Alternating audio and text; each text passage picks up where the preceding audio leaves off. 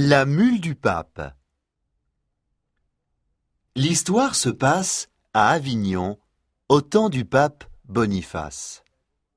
À cette époque, la joie, la paix et la convivialité règnent dans la ville. Du matin au soir, on assiste à des processions et à des fêtes. Les rues sont couvertes de fleurs. Les soldats du pape chantent en latin sur les places et les artisans travaillent joyeusement. Souvent, on entend le son des flûtes et des tambourins, parce qu'en Provence, quand le peuple est content, il faut qu'il danse. Et comme les rues sont étroites, les gens vont danser la farandole sur le pont d'Avignon. Le peuple adore Boniface. C'est un pape souriant, gentil et un peu original. En effet, il possède une vigne qu'il a plantée lui-même près d'Avignon, sur une petite colline. Tous les dimanches, après la messe, il va voir son petit vignoble avec ses fidèles cardinaux. Là-haut, il s'assoit, regarde sa vigne avec amour et ouvre une bouteille de son vin qu'il déguste lentement. Le soir, il rentre en ville par le pont d'Avignon et il passe au milieu des gens qui jouent du tambourin et dansent la farandole. « Ah, le brave pape !» s'exclame toujours le peuple sur son passage. Ce que le pape aime le plus au monde, après sa vigne, c'est sa mule. Une belle mule noire tachetée de rouge. Malgré les critiques de ses cardinaux, Boniface se rend tous les soirs à l'écurie. Il apporte à son animal préféré un grand bol de vin chaud avec beaucoup de sucre et d'épices. La mule adore ça. À cette époque de l'histoire, tout le monde respecte la mule du pape. En effet, cette brave bête, avec son air innocent et ses 2 longues oreilles, a conduit Tistet-Védène à la richesse. Chassé de chez lui par son père à cause de sa paresse, Tistet-Védène est un jeune homme insolent et irrespectueux. Un jour, le pape Boniface se promène avec sa mule près du palais. Tistet-Védène s'approche, caresse doucement l'animal et dit « Ah, grand Saint-Père, quelle belle mule, comme elle semble douce et gentille !» Le jeune homme sait très bien que le pape Boniface adore sa mule et il espère ainsi gagner sa confiance. « L'empereur d'Allemagne n'a pas une mule aussi belle. » poursuit-il. C'est un vrai trésor, une perle fine.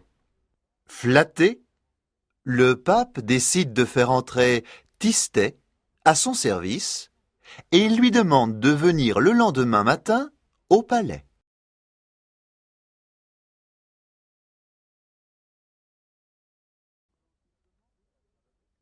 Quand il commence à travailler pour le pape, Tistet-Védène continue à jouer la comédie.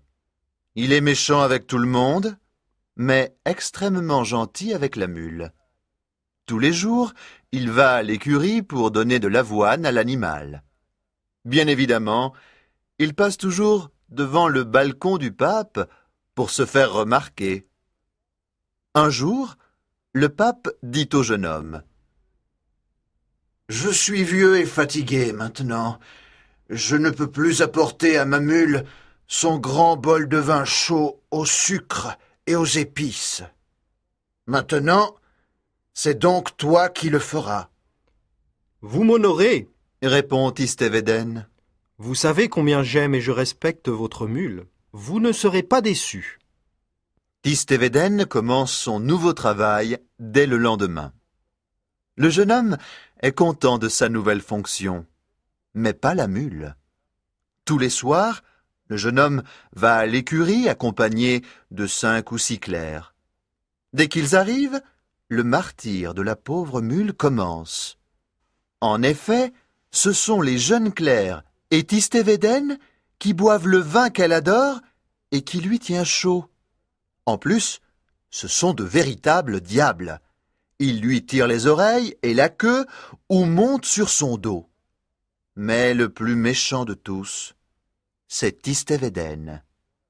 Un jour, le jeune homme emmène la mule tout en haut du clocher de l'église et il fait croire au pape qu'elle y est montée toute seule. La mule désire alors une seule chose, se venger. Ah! Quel joli coup de sabot! Je vais te donner demain! Pense-t-elle. Malheureusement, le lendemain, Tistévéden part en Italie, à la cour de Naples. Ah! Tu t'es douté de quelque chose, misérable! Se dit la mule, très en colère. Mais ne t'inquiète pas, je te garde ton coup de sabot pour ton retour. Après le départ de Tistévéden, la mule retrouve sa vie tranquille d'avant, sa bonne humeur et le soir, son grand bol de vin chaud au sucre et aux épices. Elle est heureuse, mais il y a encore une chose qui la fait souffrir. En effet, depuis la triste histoire du clocher, le pape n'a plus confiance en elle.